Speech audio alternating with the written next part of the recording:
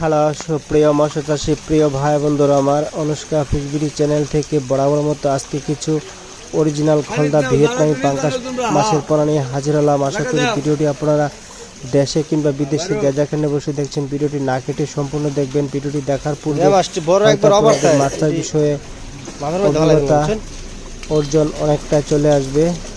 সবিওয়াস, আপনি যদি মাছ চাষ করেন বা ভবিষ্যতে পরিকল্পনা আছে, একমাত্র আপনাদের প্রত্যাশা আমার এই চ্যানেল খোলা।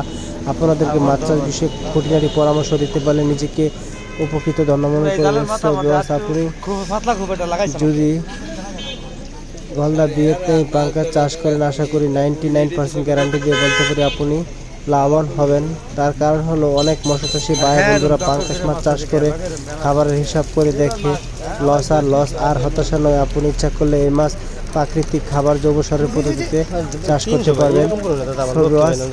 দেখুন, এই মাছটা 35টা থেকে 40টা কেজি। এই মাছগুলি আজকে 55 উদ্দেশ্য ডেলিভারি দেওয়া হবে। আর আপনার পুকুরের পানির হাইট নিম্ন 2.5 থেকে 3 ফুট থাকতে হবে, আর বেশি হলে ভালো মাছের জন্য উপকৃত। গলদা ভিয়েতনামি পাঙ্কাশ মাছের কালারটা লম্বা, দেখতে লম্বা হোয়াইট কালার। আপনি এই মাছ ইচ্ছা করলে 4 মাসে এক একটা মাছ 2 কেজি প্লাস হবে। যদি আপনি মাছ ছাড়ার পরে নিয়মিতভাবে তাদেরকে খাবারগুলো প্রয়োগ করেন আর পানির কালারটা সবুজ করা রাখার চেষ্টা করবেন, তাতে 70% সাশ্রয় পাবেন। যেমন প্রতি মাসে আপনি ডাবল গ্রোথ আর ওয়াটার প্লান্টন নামে একটি ওষুধ আছে, আপনি প্রতি মাসে একবার ইউজ করবেন, তাতে 70% থেকে খাবার আপনি সাশ্রয় পাবেন। সবিওয়াস, দেখুন পাঙ্কাশ মাছের পানির কালার সবুজ করা, বাট আপনার পুকুরের পানি সবুজ করে রাখতে হবে। মাছগুলিকে গ্যাটিং করে ফার্স্ট গেটিং এর মাছ নেওয়ার চেষ্টা করবেন।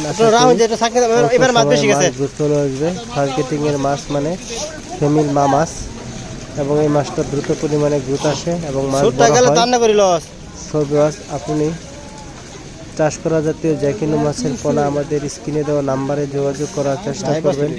আর মাছ চাষ করাকালীন অবশ্যই আমাদের পাশে থাকবেন। যদি আপনার কোনো সমস্যা হয় তাহলে স্ক্রিনে দেওয়া নাম্বারে যোগাযোগ করার চেষ্টা করবেন, নাম্বারটি মোবাইলে সেভ করার চেষ্টা করবেন। তাহলে সবিওয়াস, আজ এ পর্যন্ত জানিয়ে বিদায় নিচ্ছি।